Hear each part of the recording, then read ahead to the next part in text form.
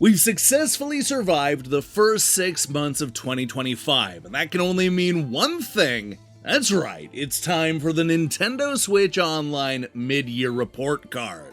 Or is it the Nintendo Classics Report Card? No matter what Nintendo calls it, we're here to crunch the numbers and name the winners and losers from the first half of the year. From the introduction of the GameCube, to the dominance of Koei, to that one system that was completely forgotten about this year, we're covering it all in the Nintendo Classics Report Card.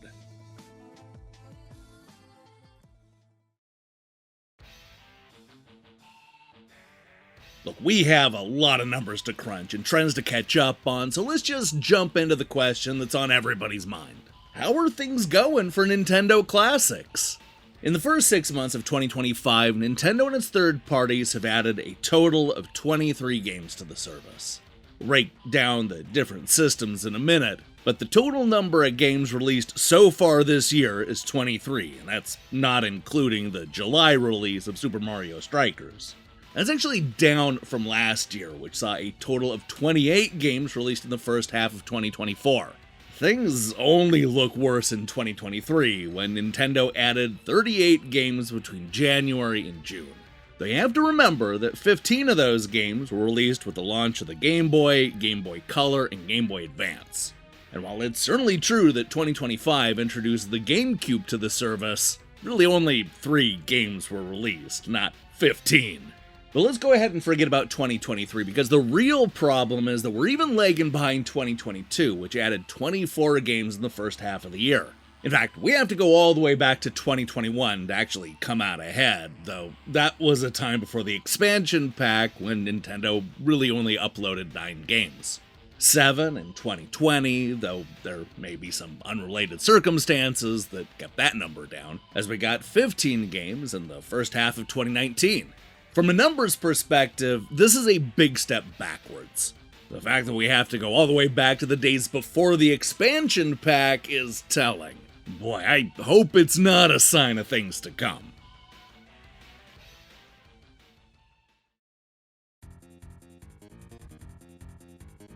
Now I know what you're thinking. Sure, we're lagging a little behind, but the games that we're getting are a lot better. Now, I get why you say that, especially if you just watched our countdown of the top 276 games on the Nintendo Classics. 3 of the highest rated games on that list were GameCube titles released last month. That's gotta be a sign of quality, right? Unfortunately, we're also lagging behind when it comes to the review average. Even with games like The Wind Waker and Soul Calibur 2 earning near-perfect scores, as well as Streets of Rage and Donkey Kong 94 picking up extremely high marks, this has been a down year, averaging just 76%. That's largely due to games like Nobunaga's Ambition, Lord of Darkness, Super Ninja Boy, and Super Thunder Blade having a hard time winning over the critics.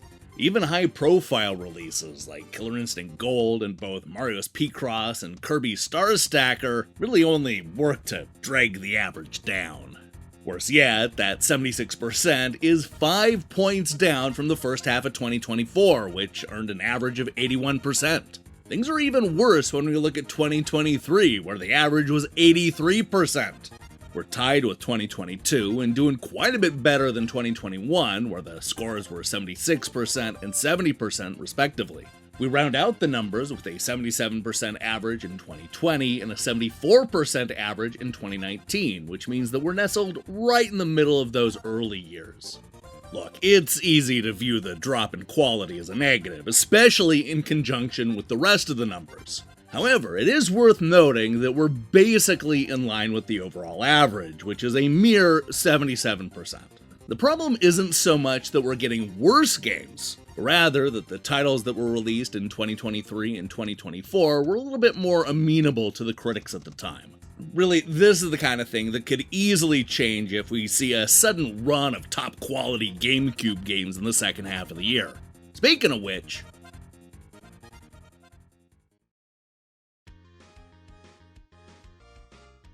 the big question on everybody's mind is how many games we're going to be getting in the second half of 2025. Given that the first half was a bit lighter than the last 3 years, one can only hope that things pick up as we get closer to 2026. If you're one of those people who's hanging hopes on that scenario, then, well, I have some good news and I have some bad news. Here's a chart that looks at how many games were released in the second half of the year versus the first. For example, last year was split perfectly in the middle, with 28 games coming out between January and June, and another 28 games coming out between July and December. Now, things were a lot more lopsided in 2023, where 38 games came out in the first half of the year, and only 17 hit the service in the back half. Of course, that year was front-loaded due to the launch of 3 different Game Boy systems. Similarly, 2021 is extremely backloaded due to the introduction of the expansion pack, which brought with it 20 games spread across the Sega Genesis and the Nintendo 64. Now, excluding last year's 50-50 split in 2018, where the service launched in the second half of the year, more games launched in the third and fourth quarters than the first half of the year. That's the good news. On average, 55% of the games that were released between 2019 and 2024 came out later in the year, which should give you a little bit of hope that things are going to start picking up, or at the very least, stay the same. The bad news is that both 2022 and 2023 were down in the second half of their respective years. Way down. As you can see by this chart, only 31% of 2023's games came out in the back half, and it was 38% the year prior. In fact, of the 3 years where things were backloaded, 2 of those were because Nintendo added multiple consoles. The Genesis and Nintendo 64 in 2021, and of course the Super NES in 2019. We know that there are at least 6 more GameCube games announced, though Nintendo didn't necessarily say that they would launch in 2025. Let's just assume the best case scenario where all of them come before New Year's. That's a good start, especially if Nintendo acts normally and adds a smattering of games for the other Nintendo Classics consoles. In most cases, Nintendo actually offers more vanilla Nintendo Switch Online games than the more expensive expansion pack titles. For example, in the first half of this year, 13 of the 23 games were available for the base tier. It wouldn't surprise me if that holds true for the rest of the year, which may put us in line for a repeat of 2022, where only 38% of the games came out in the second half. With the already announced GameCube games and more Nintendo 64, Game Boy, Super NES, and maybe even Genesis titles to be announced before the year's end, I see this year playing out more like last year's 50-50 split. My guess is that we fall a bit short of last year's high of 56 games. We'll probably end up somewhere around 50 to 52 games. You know, close to 1 a week.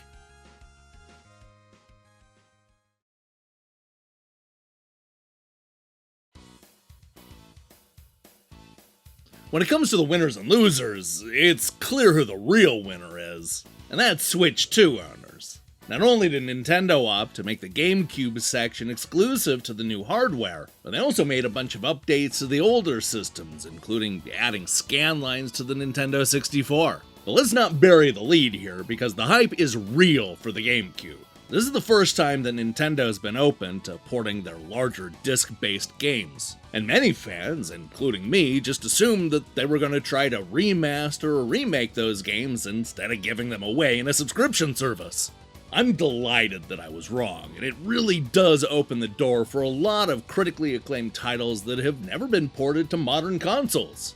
It also helps that these games were radically different from one another. Not interested in a cel-shaded Link? Well, maybe you're interested in a more adult version of Link fighting alongside the badass cast of Soul Calibur 2. What, still not impressed? Well, then you will be when you play F-Zero GX.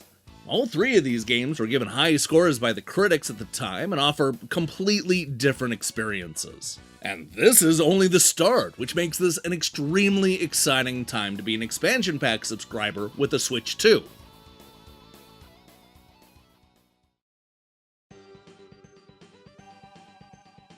Hey, remember when I said that it was an exciting time to be an expansion pack subscriber with the Switch 2? Well, the same cannot be said about the Nintendo Switch Online subscribers who have yet to upgrade. If you're stuck with a Switch 1, then you haven't seen a new Nintendo Classic since the middle of May. That's 2 months ago. And who knows when we'll get another update? Since the Switch 2 launch on June 5th, Nintendo has only released one additional game, Super Mario Strikers, on July 3rd. That's a lot of weeks in a row where Battletoads or Ninja Gaiden 2 or Donkey Kong 64 could have shown up. Hey, surprise, it's Star Tropics 2! You know, something for the Switch 1. But instead, Nintendo went back to the bad old days of slow dripping a single game a month. Yeah, let's hope that's not the start of a trend.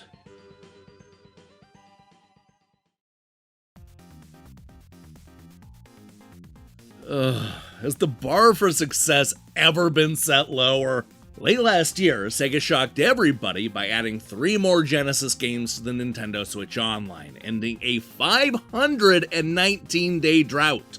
A mere 5 months later, they did it again with 3 more Genesis greats: Streets of Rage, E-SWAT, City Under Siege, and Super Thunder Blade. Okay, maybe it's just one great game, but the important point is that it only took them 5 months to add more Genesis titles to the Nintendo Switch Online. After a 519-day drought, I'm ready to call that a genuine win. Yeah, I think it's safe to say that this year's expectations were set real low.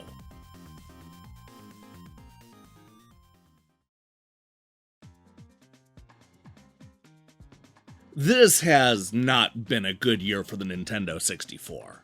In fact, I would argue that this has been a famously awful year for the Nintendo 64. How awful? Well, so far this year, there have been more Genesis games added to the service than Nintendo 64. Yeah, things are bad, and I have a hunch they're about to get a lot worse. In the first half of the year, only 2 Nintendo 64 games hit the service: Killer Instinct Gold and Ridge Racer 64.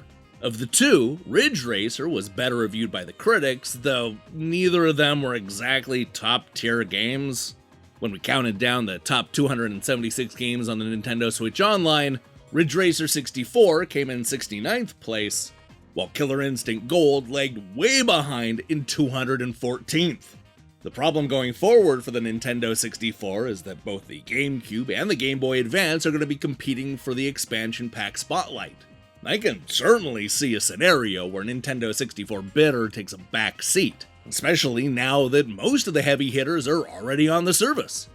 That said, there may be some hope, as a recent YouTube video that unblurs the Nintendo 64 background suggests that games like Forsaken 64, Smash Bros, and Donkey Kong Country 64 might be coming to the Nintendo Classics in the near future.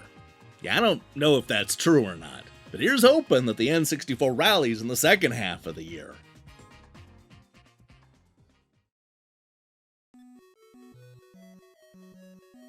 If there's one system having an even worse year than the Nintendo 64, it's the Nintendo Entertainment System, which has yet to see a single release in 2025. In fact, the last NES game to hit the service was Tetris back on December 12th.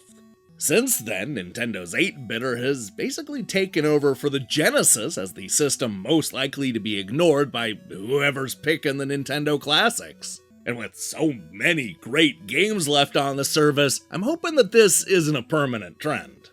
When we look at the system stats for the first half of the year, we see that the Super NES is way out in the lead, followed by a combination of the Game Boy and the Game Boy Color, and a tie between the Genesis and the GameCube. Now, aside from the previously announced GameCube games, we don't really know what's coming to the service, so it could be that the NES makes a big comeback in the back half of the year. After all, we are due for another non-expansion pack update, as 5 of the last 6 updates have been for the more expensive upper tier. A single announcement with 4 or 5 different NES games would not only be in line with Nintendo scheduling, but would really help to balance things out a bit.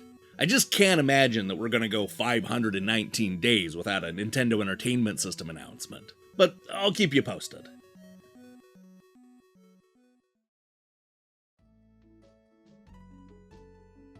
One of the big winners of the year were fans who grew up loving Koei's very specific brand of historical strategy games like Nobunaga's Ambition and Romance of the Three Kingdoms. Thanks to a 4-game drop in late March, a total of 1/6 of the Nintendo Classics released in 2025 were published by Koei. For many, the addition of Uncharted Waters, New Horizon, and Nobunaga's Ambition, Lord of Darkness didn't drum up a lot of excitement. These are niche titles with a very specific fan base. That said, if you're part of that very specific fan base, then 2025 has actually been a really great year. Now, whether you loved or hated these games, it's great to see these types of titles hitting the service. Sure, I suppose some people will complain that there are only so many games released each year, and Nintendo should be filling their slots with more accessible games. But I disagree. I love seeing these types of different games, even if they don't always appeal directly to me. In fact, I specifically want to see more strategy and role-playing games hit the service. I think those types of experiences are great on the Switch.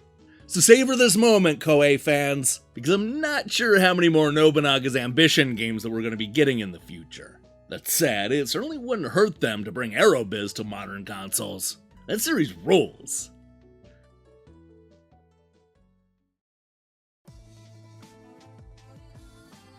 While it is certainly disappointing that we're lagging behind the last few years, I do think that we still have a lot to be excited about. Nintendo's already announced more GameCube games, and I know a lot of people are already drooling over the prospects of third-party games like Skies of Arcadia, Legends, and Billy Hatcher. This really opens up the door for a lot of new experiences on the Nintendo Switch Online, and I'm optimistic that the service will only get better in the coming months and years. That said, I am a little worried that Nintendo will not be able to juggle 7 different retro consoles. I have a hunch that something's gonna have to give, which may mean more of an emphasis on the GameCube than, say, the NES or maybe the Genesis. With so many different systems, you would really hope that 60 or 70 games were released every year, but I suspect the reality is gonna be more around 50. That's not very exciting, but it definitely lines up with the last few years and seems to be the sweet spot for Nintendo.